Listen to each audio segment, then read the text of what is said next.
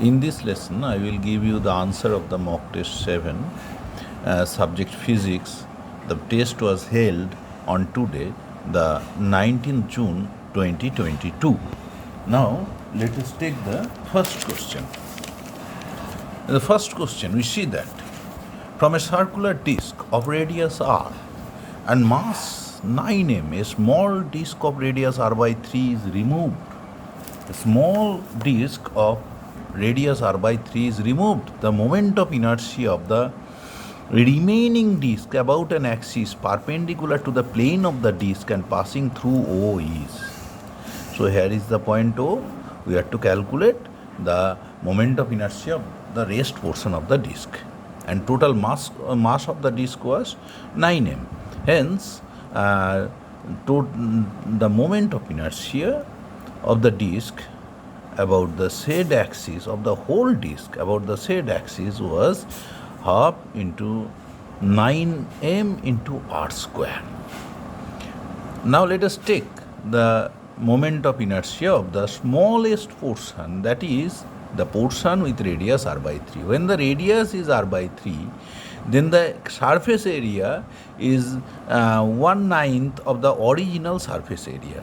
So the mass of the smaller disk is m, actually 1/9 of 9m, that is m.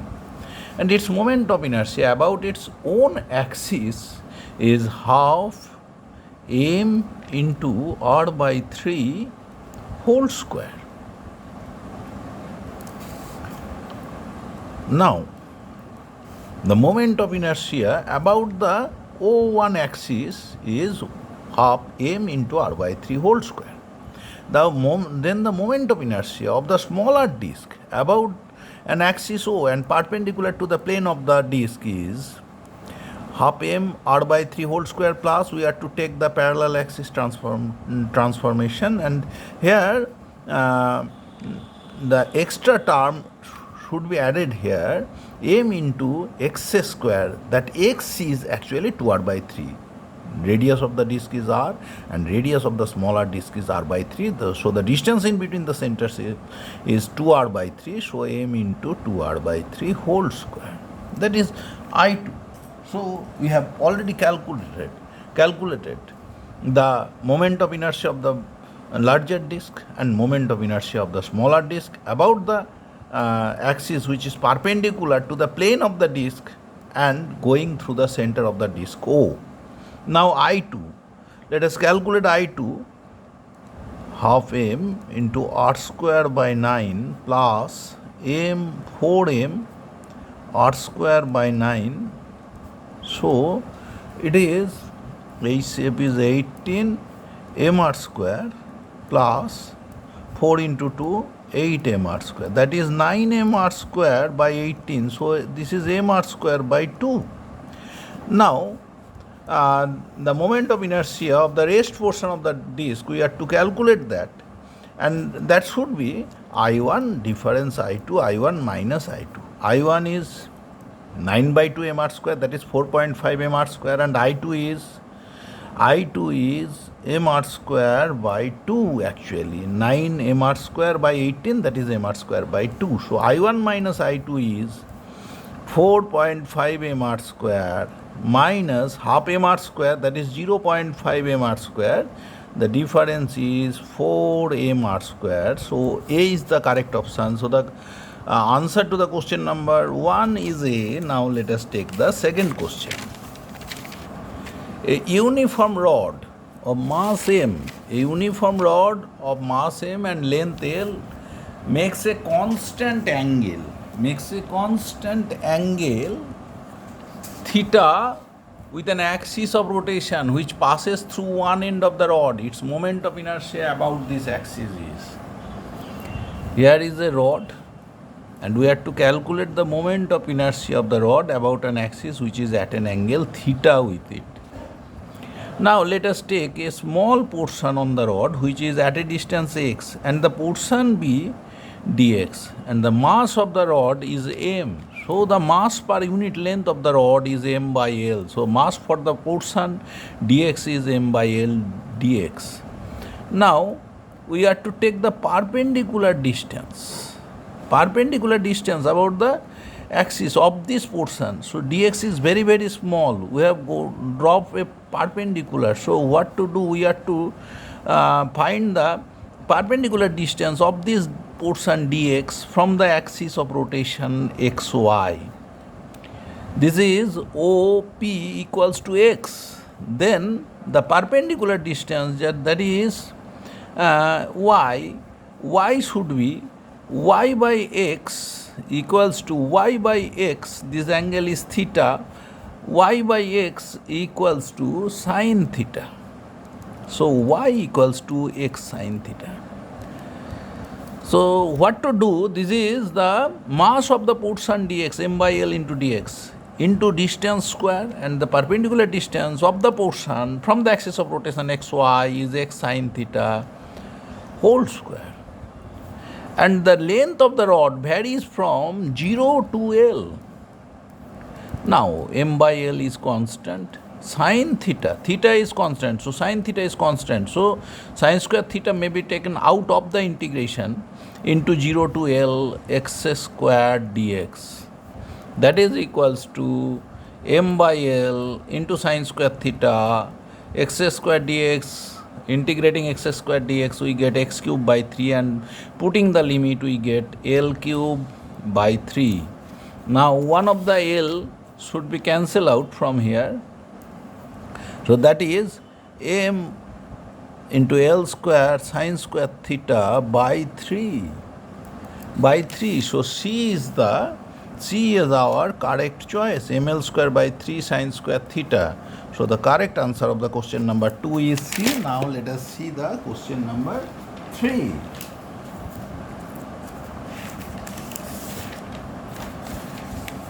Question number 3 is a question from center of mass problem.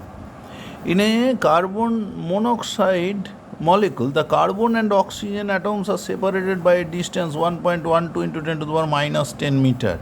The distance of the center of mass from the carbon atom. Let us take as this is carbon and this is oxygen atom, and this is their Cm. Carbon having 12 unit mass and oxygen having 16 unit mass. And their distances from the center are x1 and x2. We know that about the center of mass moment is 0. So 12m into x1 equals to 16m into x2. So x1 by x2 equals to 16 by 12 equals to 4 by 3. What to do? We have to calculate the distance of center of mass from the carbon atom. That is this x1. We have to calculate x1. So x1 by x1 plus x2 gives us 4 by 7 by simple algebra. Next, x1 equals to 4 by 7 into whole distance. Whole distance is 1.12 into 10 to the power minus 10 meter. That is 1.12 into 10 to the power minus 10 meter. 7.16, that is 0.64 into 10 to the power minus 10 meter. 0.64 into 10 to the minus 10 meter. We find this in option D. So the correct answer to the question number 3 is D. Now let us take our fourth question. A force minus Fk acts on O, the origin of the system, the torque about the point 11. Force is actually acts on the origin, and we have to take the torque about a point which is 1 minus 1. So the position vector of the center with respect to the point 11 P, that is your PO. So that is 0 I plus 0 j minus I minus j. So this is equals to minus I plus j.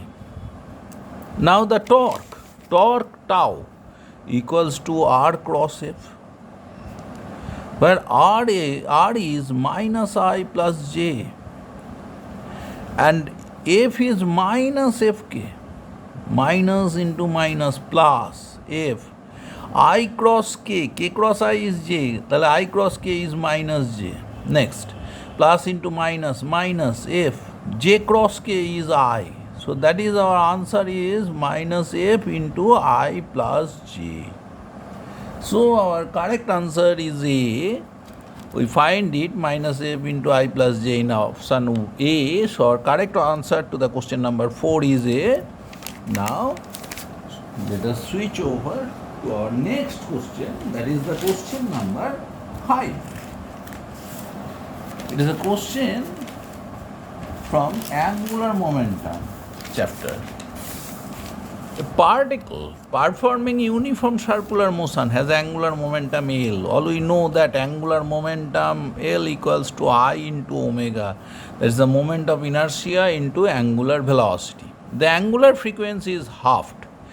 If the angular frequency is halved, now the angular frequency is halved. So now omega dash equals to omega by 2. And its kinetic energy is double. How the kinetic energy is made double? Now, kinetic energy equals to half I omega square.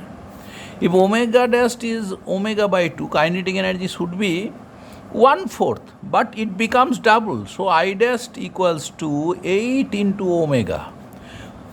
We know that omega dash equals to omega by 2. Omega dash becomes half, so omega square becomes 1/4. So in order to make the kinetic energy twice, I should be 8 times, I dash should be 8 times I. So I dash equals to 8I. Now angular momentum L dash equals to I dash into omega dash, that is your 8I into omega by 2, that is your 4 into L. So correct option is C. So the correct option to the question number 5 is C. So our correct answer of the question number 5 should be C. Now let us take the next question. That is the question number 6.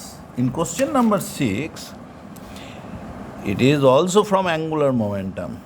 A particle of mass 1 kg is moving along the line y equals to x plus 2 with speed 2 meter per second. The magnitude of the angular momentum of the particle about the origin. We know that angular momentum equals to moment of linear momentum. Now the linear momentum of the particle is mass is 1 kg and velocity is speed is 2 meter per second. Then linear momentum P equals to mv equals to 2 kg meter per second. Now what to do? We have to calculate the perpendicular distance of the line y equals to x plus 2 from the origin. And this perpendicular distance of the origin, if this perpendicular distance is d equals to y into y, let it be y equals to x plus 2. So x minus y plus 2 equals to 0. So x into 0, x1 plus by1. Tale next minus y into 0 plus 2 mod of this divided by root over of ax plus, if it were of the form ax plus by, then a is 1, b is 1, this is root over of 1 square plus 1 square. This becomes 2 by root 2, that is root 2. So the perpendicular distance of the straight line y equals to x plus 2 from the origin is root 2 unit. Hence the angular momentum is, linear momentum was 2, so the angular momentum is 2 root 2. So the correct option of this question is B. Correct option to the question number 6 is B. Now let us take the question number 7. In question number 7, a hollow cylinder of mass m and radius r is rotating about its axis of symmetry, and a solid cylinder of same mass and radius is rotating about an axis passing through its center. If torques of equal magnitude are applied to them, then the ratio of angular accelerations. We know that torque tau equals to I alpha. So angular acceleration alpha equals to tau by I. When tau is constant, then alpha is proportional to 1 by I.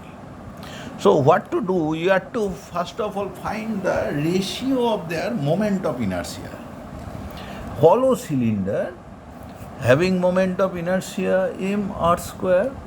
A hollow cylinder of mass m and radius r is rotating about its axis of symmetry. Axis of symmetry. So for a hollow cylinder, moment of inertia is m r square. And solid cylinder of same mass, for the solid cylinder, the moment of inertia is 2/5 mr square. 2/5 mr square. If torques of equal magnitude, then the ratio of moment of inertia, the respective moment of inertia is 1:2/5, that is 5:2. So, they are angular acceleration should be reciprocal to their moment of inertia. So the ratio of angular acceleration alpha 1 is to alpha 2 is reciprocal to their ratio of moment of inertia. So the ratio is 2:5. So our correct choice should be A. So the correct choice of this question is A. Now, hollow cylinder having moment of inertia about its axis of symmetry is mr square. For the solid one, it is half mr square. And for rotating about its axis of solid cylinder, it is 2/5 mr square. So the ratio is 5:2. So the ratio of alpha is 2:5. So correct option is A. So the correct choice of the question number 7. Correct choice of the question number 7 is A. Now let us take the question number 8. Consider a body shown in figure consisting two identical balls. There are two identical balls, each having mass m, connected by light rigid rod. If an impulse j equals to mv is imparted to the body at one of its end, what would be the angular velocity? So you have to calculate the angular velocity. Now, an impulse mv is imparted. Impulse mv is imparted. So the center of mass of the system will be at a distance L/2 from each mass. So about the center of mass, moment of this momentum mv is mv into L/2 equals to what? Equals to moment of linear momentum, that is angular momentum, and this angular momentum conservation law is the most fundamental law. This should be equals to what? This should be equals to m into L/2 whole square, mr square, for the two masses into 2 into omega. So that is omega. So mv into L/2 equals to ml square by 4 into 2 ml square by 2 into omega.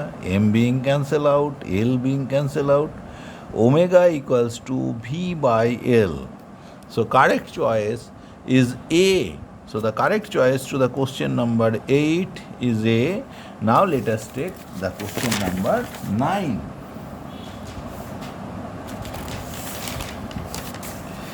In question number 9, the moment of inertia of a body about a given axis is 1.2 kilogram meter square. Initially, the body is at rest. In order to produce a rotational kinetic energy of 6,000 joule, the angular acceleration is 25 radian per second square, must be applied about the axis for a duration of. So what to do? You have to calculate the time duration for which the acceleration is applied. So the body was initially at rest, so the initial velocity, angular velocity, was 0.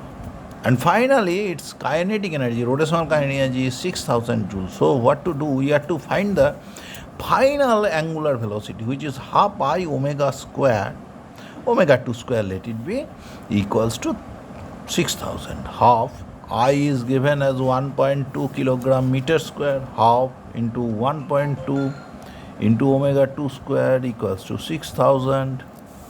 So omega 2 square equals to 6000 into 2 by 1.2, that is your into 10 to 1000, 6, that is 10,000. So omega 2 equals to 100. So omega 2 is 100. Now omega 2 equals to omega 1 plus alpha t. Omega 2 is 100, omega 1 is 0 plus alpha is 25 into t. So t equals to 25, t equals to 100, t equals to 4. So the time should be 4 seconds. So the correct answer to the question number 9 is A. Now let us take the question number 10. In question number 10, a thin uniform circular disc of mass m and radius r is rotating in a horizontal plane about an axis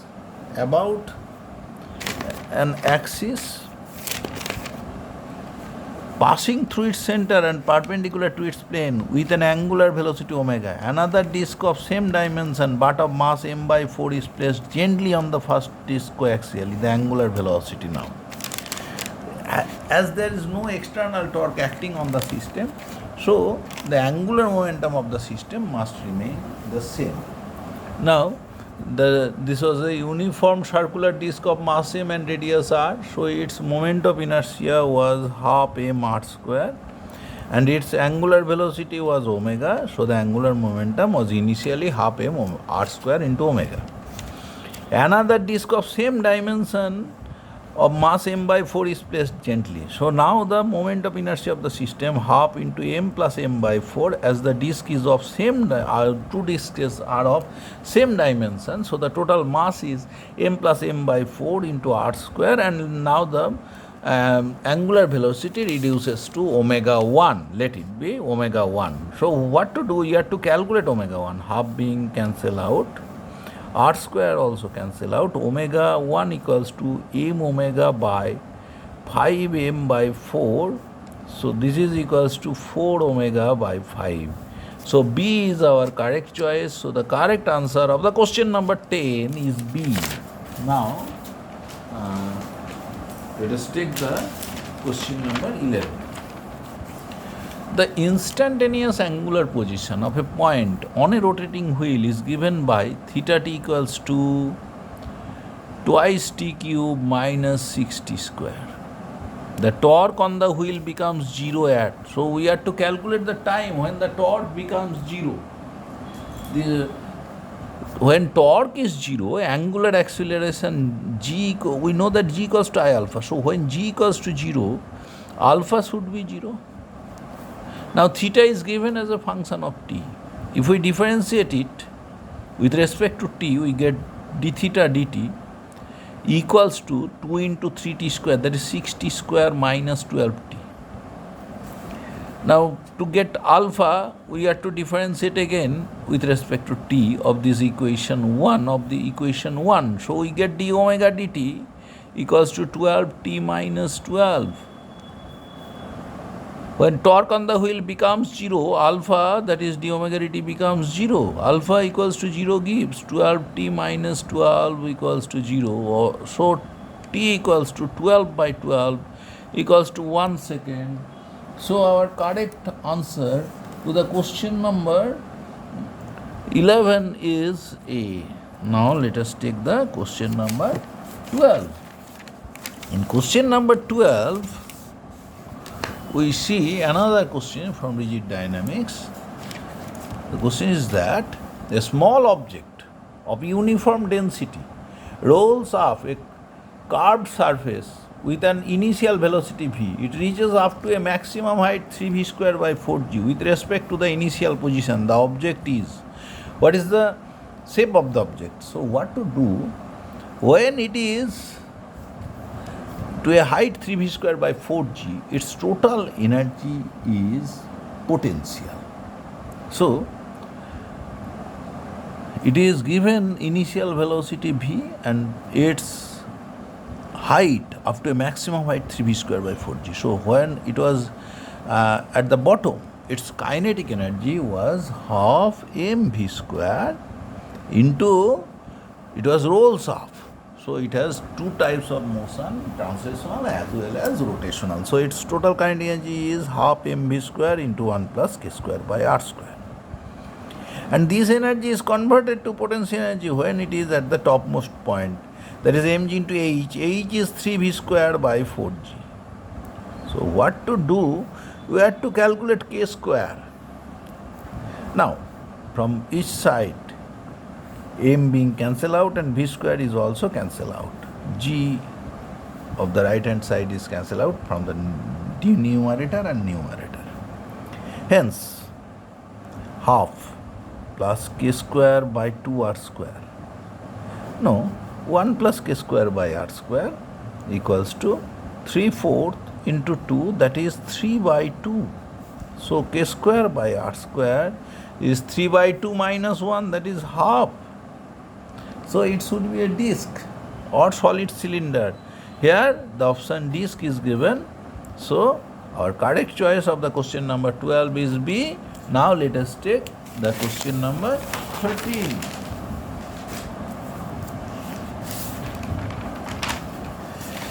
It is a question from gravitation. Three particles, each of mass m, are kept at the vertices of an equilateral triangle of side r. Here is the equilateral triangle whose sides are r, and three masses m are residing at the three vertices of it. The magnitude of gravitational force on any particle due to the others. Now, let us calculate the force acting at the particle which is at B. The force due to A, F equals to m into g, gmm by r square. So this force is F. Also, C, due to symmetry of the problem, will give a force F. And these two forces, from the property of equilateral triangle, we know that these two forces are acting at an angle 60 degree. So the resultant force equals to R equals to root 3F. We know that when two forces are equal and they are acting at an angle 60 degree, resultant force is root 3F. So the answer is gm square by r square into root 3. So the correct choice to the question number 13 is B.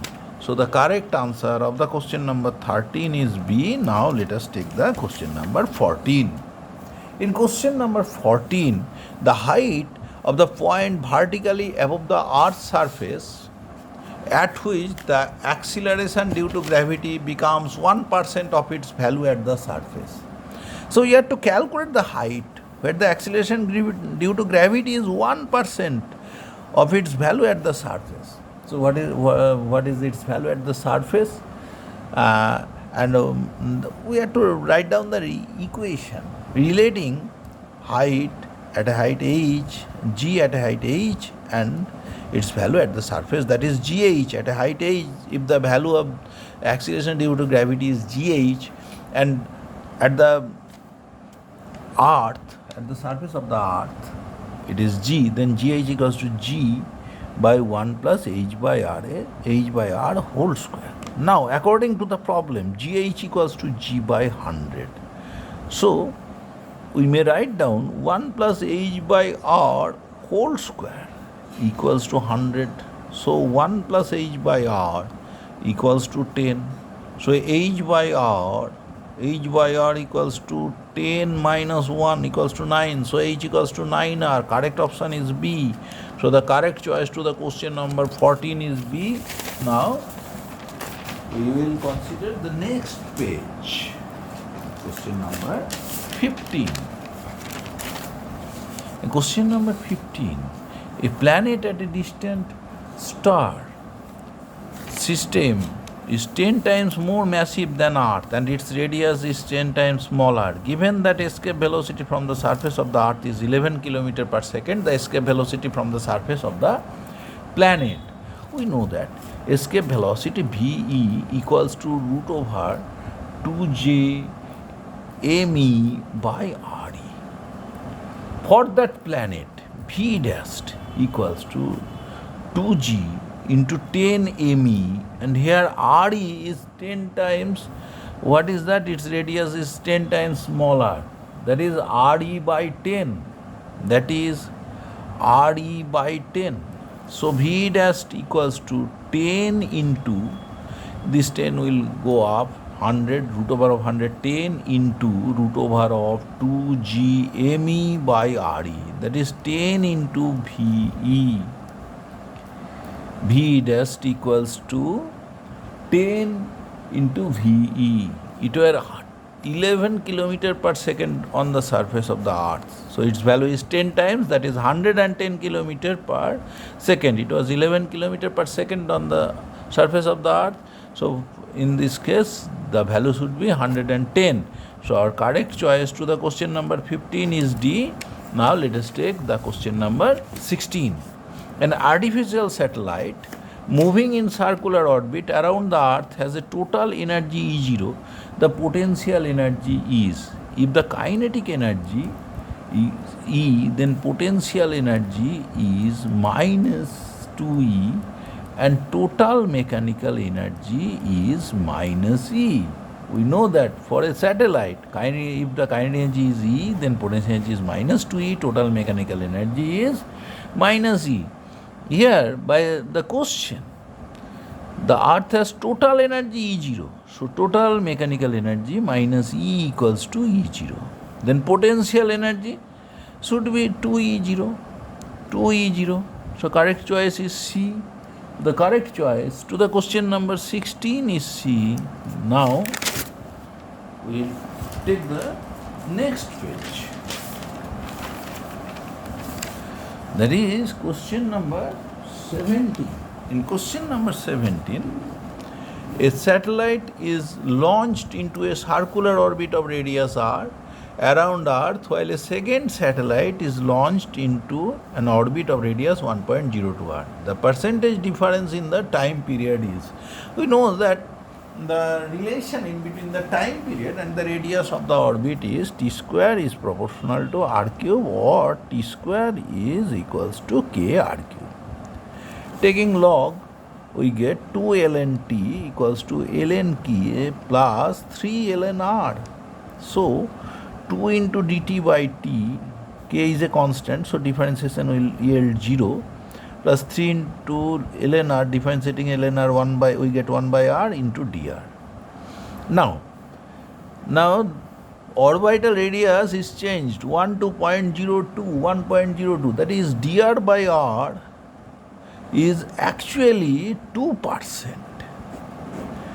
When dr by r is 2%, 2 into dt by t equals to 3 into 2%, that is 6%. So dt by t, change in time period, is only 3%. Correct choice is D. So the correct choice to the question number 17 is D.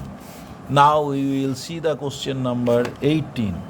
If an Earth satellite of mass m orbiting at a distance 2r from the center of the Earth has to be transferred into the orbit of radius 3r, the amount of energy required.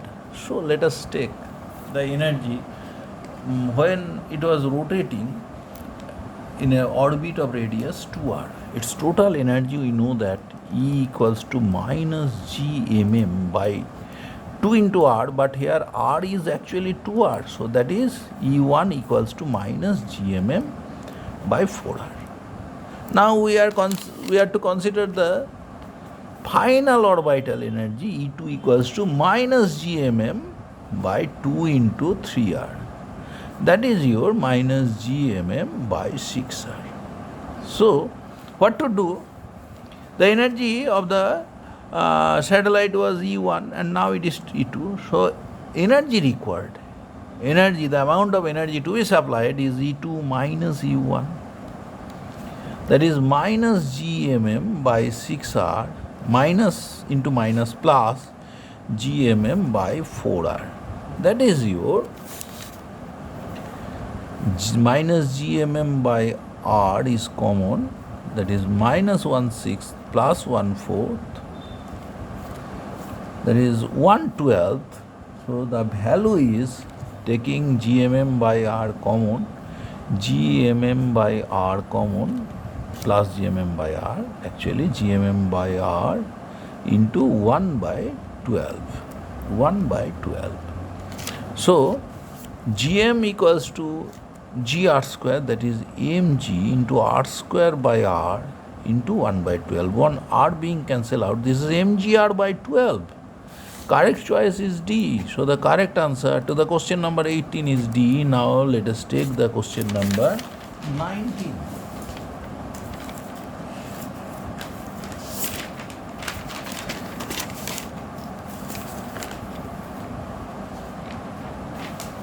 In question number 19,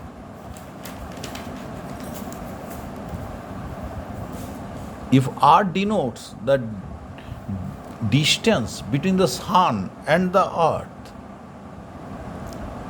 then the angular momentum of earth around the sun is proportional.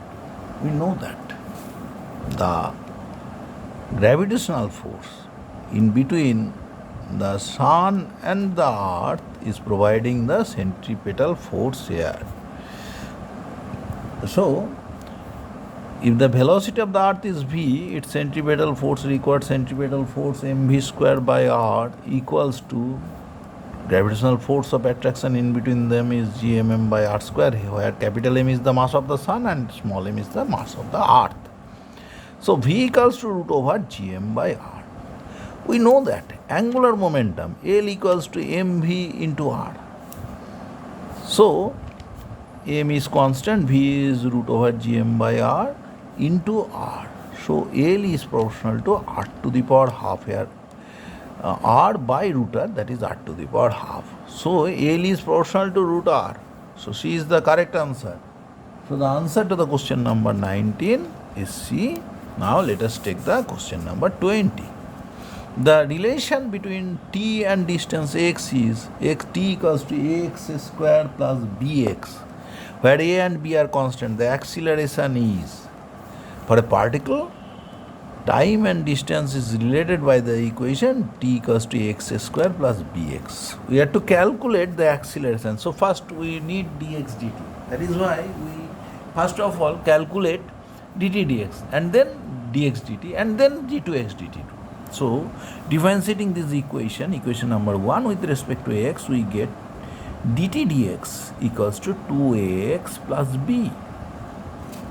So v equals to dx dt is reciprocal to this, equals to 1 by dt dx, that is your 1 by 2ax plus b.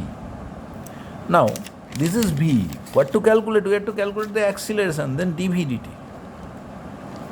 dv dt equals to minus 1 by 2ax plus b whole square into what? Into 2a into, for x the differentiation gives dx dt.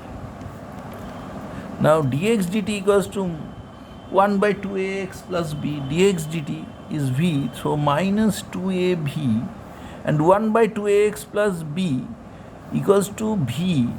So 1 by 2x plus b whole square gives another v square. So this is minus 2ab cube. So our acceleration is this acceleration. So our acceleration is minus 2ab cube. So correct answer of the question number 20 is A. Now let us take the question number 21. In question number 21, we see that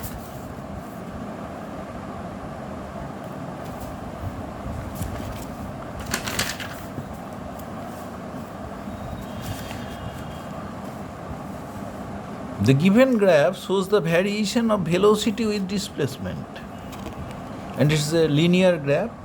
So the equation which will relate v and x is actually v equals to, now the slope of the curve is negative because this angle is obtuse angle, that is, and the slope theta, tan theta equals to v0 by x0. So slope is actually minus v0 by x0 into x plus c is v0 here. So v equals to minus v0 by x0 into x plus v0. Now what to do? Which one of the graph given below correctly represents the variation of acceleration with displacement? Acceleration with displacement means we have to calculate v dv dx. So first of all differentiate this equation 1 with respect to x. We get dv dx equals to minus v0 by x0 So from equation 1 and 2 we get v dv dx equals to v0 square by x0 square into x minus v0 square by x0. Here v dv dx, that is your acceleration in linear power. X is also in linear power. So the curve should be straight line. And v0 square by x0 square, that is the slope of the curve, y equals to mx plus c. Comparing the equation with this equation, we get m equals to v0 square by x0 square, which is a positive quantity. So we will get a curve with positive slope, straight line with positive slope, but y-intercept is negative. And we find it in the curve number 1, curve number A. Here, for this graph, angle is acute angle for graph A, and intercept is negative, y-intercept is negative, and this is a straight line, so is the correct answer. So the correct answer to the question number 21 is A. Now let us take the question number 22. A projectile is projected vertically upward and it reaches a maximum height h in time t seconds. The height of the particle at any time t will be, we know that h equals to what? Ut minus half g t square to a height h in time t second. Easily we can write down it. And the time of flight, all you know, at the maximum height, velocity is 0 equals to u minus gt.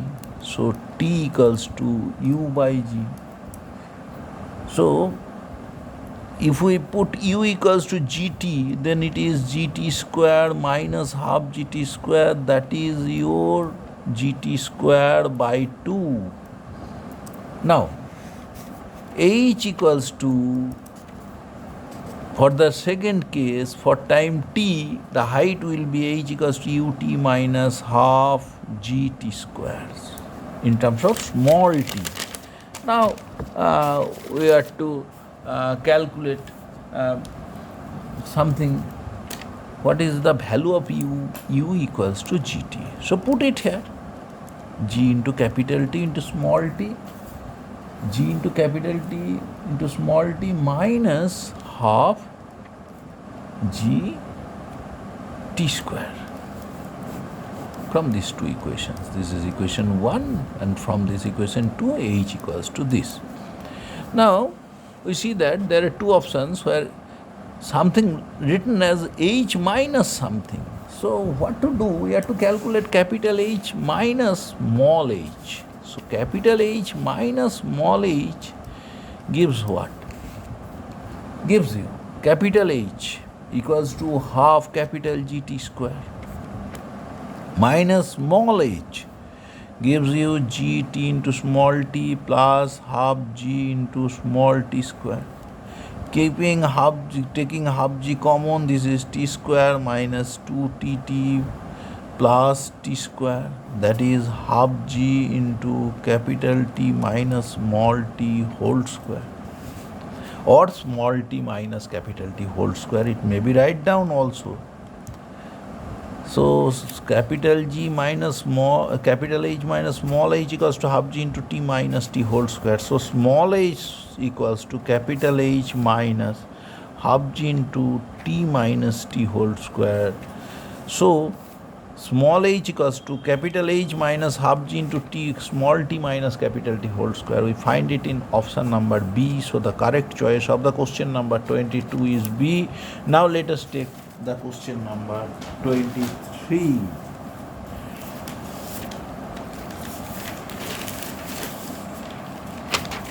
In question number 23, a projectile has initially the same horizontal velocity as it would acquire if it had moved from rest with uniform acceleration of 3 meter per second square for 3 meter per second square for 0.5 minutes. So, uniform acceleration, its velocity, it would acquire. So, v equals to at with uniform acceleration, v equals to at. A is 3, V is, A is 3, T is 0.5 minute, that is 0.5 into 60 second. So the value is 0.5 into 60, 30, 30 into 3, 90 meter per second. So the velocity is 90 meter per second. Now, a projectile has initially the same horizontal velocity. So u cos theta equals to, if it were moved from rest with a uniform acceleration 3 meter per second square for 0.5 minutes, that is equals to 90. So u cos theta equals to 90. The maximum height reached is 80 meter. The formula for maximum height reached, h equals to u square sine square theta by twice g. Here h is 80 meter. Here h is 80 meter. So, u square sine square theta, u is 90. So 90 square sine square theta by 2 into g means 2 into 10 equals to 80. 2 into 10. Now, we have to calculate it from here. U cos theta equals to 90 and u sin theta, actually u cos theta equals to 90, u cos theta equals to 90 and u square sine square theta equals to 80 into 2 into g means 10, 1600. So u sine theta equals to 40. U sine theta equals to 40. Then dividing equation 1 by equation 2, sine theta by cos theta, that is your tan theta equals to 4 by 9. So the correct choice is C. So the correct answer of the question number 23 is C. Now let us take the question number 24. The speed of a projectile when it is at its greatest height is √2 by √5 times its speed at half the maximum height. So when the projectile is at its greatest height is √2 by √5 times its speed at half the maximum height. Speed at half the maximum height is v square equals to u square sine square theta minus 2g into h by 2. Let it be v1. So v1 square equals to u square sine square theta minus g into h means u square sine square theta by 2g. So this is u square sine square theta by 2. This is u square sine square theta by 2. This is the vertical component of velocity. And horizontal component of velocity was always there. So actually v1 square is the vertical component of velocity. So if we take it as v square equals to u square cos square theta plus u square sine square theta by 2. It is the velocity at the half the height. And it is √2 at the highest point. The velocity is √2 by √5 times this. So √2 by √5 into u square cos square theta plus u square sine square theta by 2. This is in root of it, √2 by √5 times equals to u cos theta. So we get that u square cos square theta equals to 2 by 5 into u square cos square theta plus u square sine square theta by 2. So 5u square cos square theta equals to 2u square cos square theta plus u square sine square theta. Now u square being cancelled out. Cos square theta, 3 cos square theta, 3 cos square theta, 5 minus 2 equals to 3 cos square theta equals to sine square theta. So √3 cos theta equals to sine theta, sine by cos, tan theta equals to √3, so theta equals to 60 degree. So our correct choice is 60 degree. So the correct choice to the question number 24 is B, and here we are completing our portion 1. The rest portion of the question paper will be answered in part 2 of the lesson. Thank you.